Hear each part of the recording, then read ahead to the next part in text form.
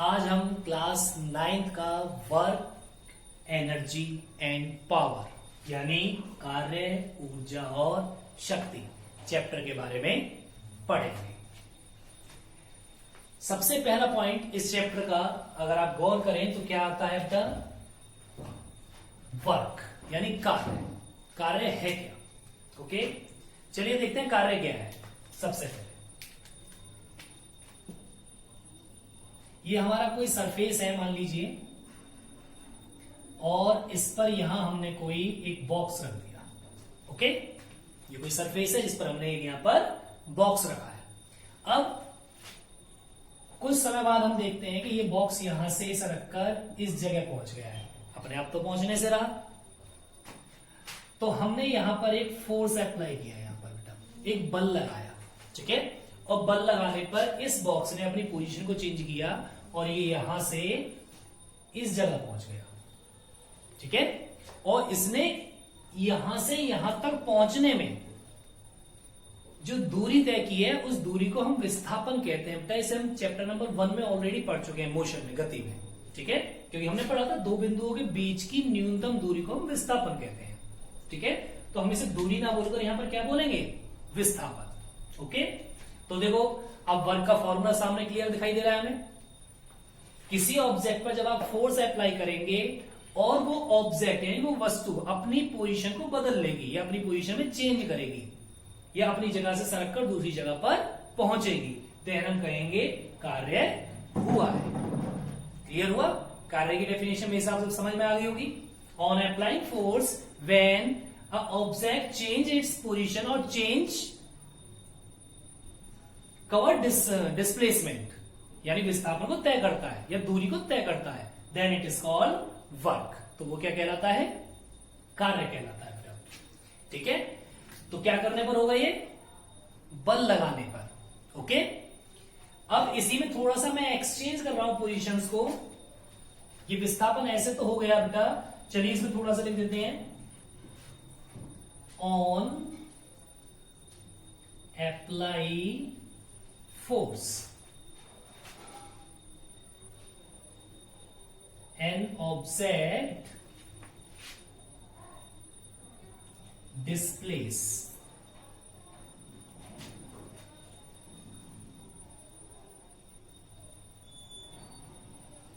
from its position, then work is done. तब कार्य होगा और यही हमारा कार्य कहलाएगा। इसका बेटा एसआई मात्रक यानी एसआई यूनिट किसका? कार्य का क्या होगा बेटा? बताइए। जूल। क्या होता है? जूल। इसे हम मात्रक भी बोलते हैं बेटा यूनिट को। ओके, अब क्या कंडीशंस हो सकती है इसमें? कुछ कंडीशंस तैयार करते हैं हम बेटा। कुछ कंडीशंस के हिसाब से देखें तो कार्य हमारा पॉजिटिव भी होता है, कार्य हमारा नेगेटिव भी होता है और कार्य हमारा जीरो भी होता है। तो हम देखेंगे किन कंडीशंस के बेस पर कार्य पॉजिटिव हो सकता है, कार्य नेगेटिव हो सकता है और कार्य शून्य हो सकता है। वर्क, हाउ कैन यू से work is positive, negative and zero. तो चलिए इसके बारे में सीखते हैं थोड़ा सा।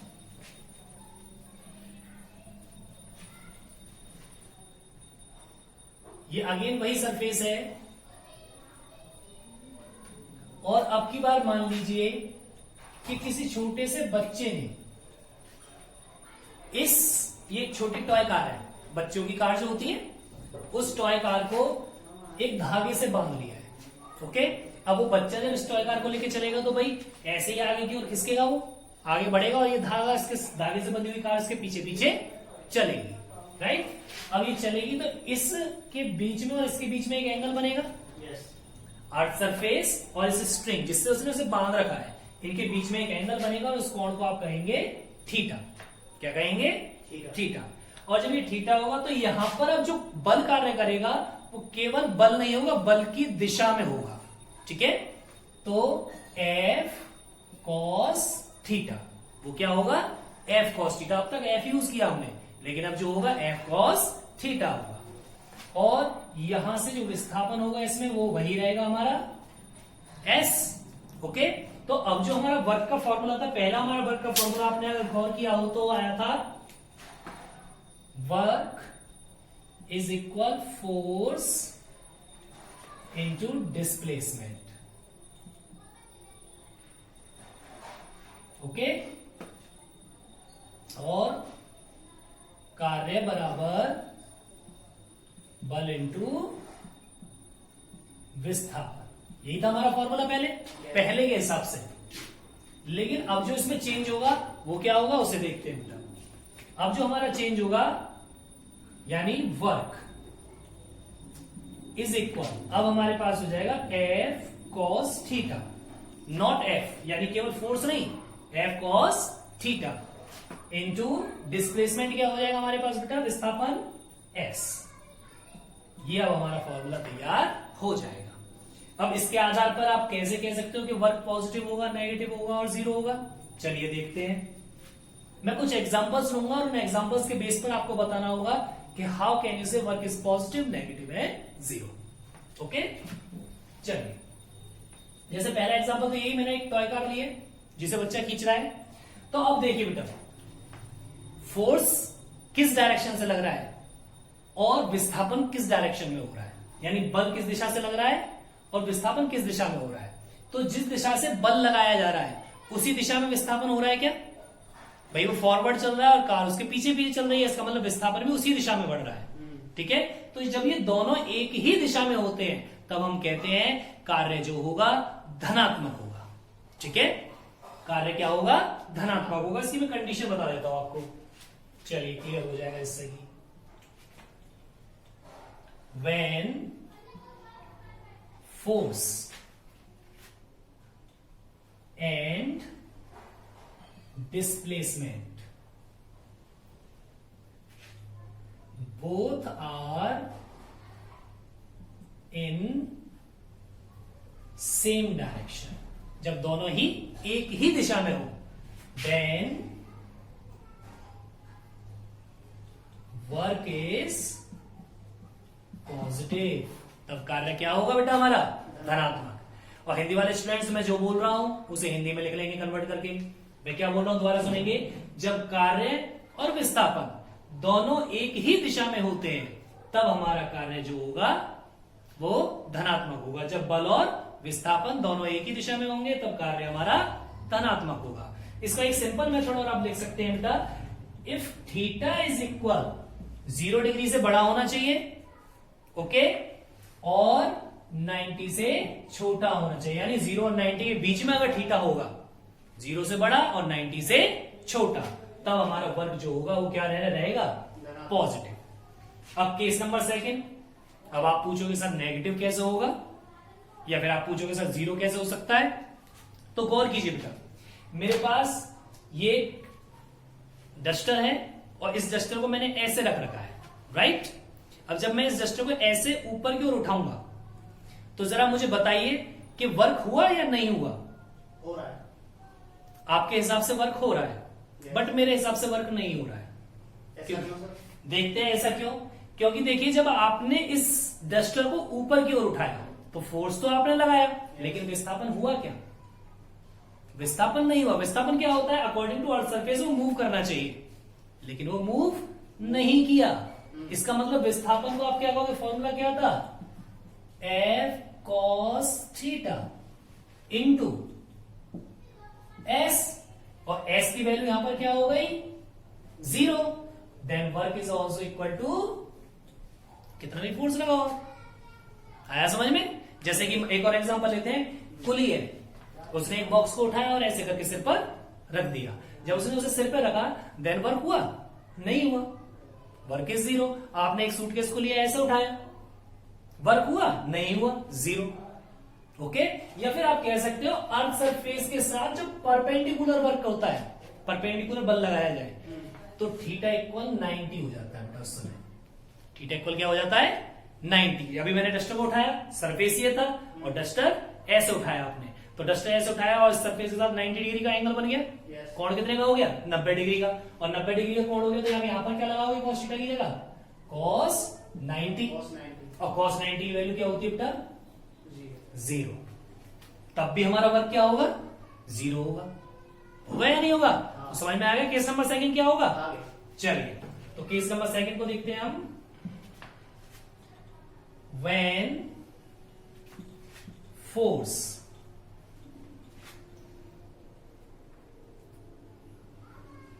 is applied perpendicularly, कैसे? राइट एंगल पर लगाया जाए, then वर्क इज 0। तब आपका वर्क कितना होगा बेटा? 0 होगा। इसका मतलब हो गया थीटा इज इक्वल 90 डिग्री पर आपका वर्क 0 होता है। ओके, अब बात आती है नेगेटिव वाली। तो देखो मैंने बताया जब दोनों सेम डायरेक्शन में चल रहे हैं तब क्या हो रहा है? पॉजिटिव है। लेकिन अगर कोई ऐसी कंडीशन बने कि ये दोनों अपोजिट डायरेक्शन में जाए, जैसे कि फोर्स लगाया जाए इस साइड में और ऑब्जेक्ट मूव करे इस साइड में, क्या ऐसा पॉसिबल है? बताइए सोचकर मुझे। लगता नहीं है सर। तो आपके हिसाब से ऐसा पॉसिबल नहीं है। चलो मैं कुछ एग्जांपल देता हूं, बताना पॉसिबल हुआ या नहीं हुआ। उस जगह पर आपने एक बंदूक चलाई, ओके, और बंदूक से गोली निकली। गोली किस दिशा में जाएगी निकल के? गोली किस दिशा में भागेगी? सामने जाएगी। बंदूक से निकली और फॉरवर्ड आ गई और भागेगी। लेकिन आपको धक्का किस साइड में लगेगा सर बंदूक के चलने पर? पीछे लगेगा। पीछे। क्या दिखाई दे रहा है आपको यहाँ? फोर्स और डिस्प्लेसमेंट किधर को हुआ? पीछे। पीछे हुआ। दोनों अपोजिट हो गए। चलिए ये समझ में नहीं आया आपने बंदूक चलाई हो या ना चलाई हो। लेकिन स्विमर्स देखें आपने, स्विमर्स तैरते हुए, तैराक जिन्हें कहते हैं हम। तो तैराक क्या करता है, जब वो तैरता है तो फोर्स को, पानी को इस तरीके से बैक साइड में पीछे की ओर धकेलेगा, राइट, और इस हैंड से ऐसे, और वो खुद किस दिशा की ओर भागेगा? फॉरवर्ड। फोर्स कहां लग रहा है? बैकवर्ड, पीछे की ओर, और खुद कहां जा रहा है? फॉरवर्ड। देन सर अब क्या कंडीशन फॉलो हो रही है? हाँ, अब हो रही है। क्लियर हुआ? एक और एग्जांपल ले लें।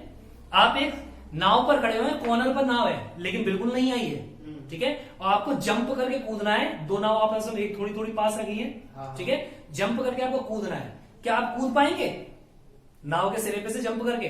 जैसे आप जंप करने के लिए फोर्स अप्लाई करेंगे देन क्या होगा? पीछे सरक जाएगी। आया समझ में? आगे। क्लियर हुआ? चलिए, तब की कंडीशन में हमारा वर्क जो होगा नेगेटिव होगा। तो इसका मतलब हो गया बेटा, सीधा सीधा थर्ड पॉइंट में लिख दूं, जब ये दोनों अपोजिट डायरेक्शन में होंगे। ओके, when applied force यानी लगने वाला बल and displacement, okay, both are just opposite, दोनों ही एक दूसरे के विपरीत होने चाहिए। ओके, तो समझ में आ गया work is negative. Yes sir. Then work is negative. और आपको सिंपल लैंग्वेज में सीखना है तो आपको बेटा theta is equal in this case 90 degree से बड़ा होना चाहिए और 180 डिग्री के छोटा होना चाहिए। यानी 90 से 180 के बीच में जब रहेगा तब हमारा वर्क जो रहेगा वो क्या रहेगा? ऋणात्मक। सिंपल था। ओके, तो मेरे हिसाब से वर्क वाला कॉन्सेप्ट आपका क्लियर हो चुका होगा। ओके, अब एक बार थोड़ा सा मैं इसको रिवाइज करा दूं, फटाफट देख लीजिए। मैंने कहा वर्क क्या है, पहली कंडीशन हमारी हो गई, इसका यूनिट क्या है ये भी क्लियर हो गया। इसके बाद मैंने कहा वर्क कब पॉजिटिव होगा, कब नेगेटिव होगा, कब जीरो होगा। तो मैं तीनों के लिए एग्जांपल्स दिए। ऐसे ही आपको बेटा घर से कम 5 एग्जांपल्स छांटने हैं और इसमें नोट डाउन करने हैं। ओके, और जैसे कि पहला पॉइंट था आपका, मैंने कहा फोर्स और डिस्प्लेसमेंट दोनों सेम डायरेक्शन में होंगे, देन वर्क इज पॉजिटिव। जब बल और विस्थापन दोनों एक ही दिशा में हो तब हमारा कार्य क्या होगा? धनात्मक। दूसरा मैंने कहा जब आपका बल जो होगा 90 डिग्री के कोण पर यानी 90 डिग्री के कोण पर कार्यरत होगा तब हमारा कार्य क्या होगा? 0 शून्य होगा। और फिर मैं तीसरी कंडीशन बताया, जब ये दोनों जस्ट एक दूसरे के अपोजिट होंगे, यानी मैंने कहा just opposite to each other लिख लेना यहां पर, okay, then work is negative. इसके भी मैं एग्जांपल दे चुका हूं, क्लियर हुआ? तो बेटर तरीके से आपको घर पे इसे रिवाइज करना है। ओके।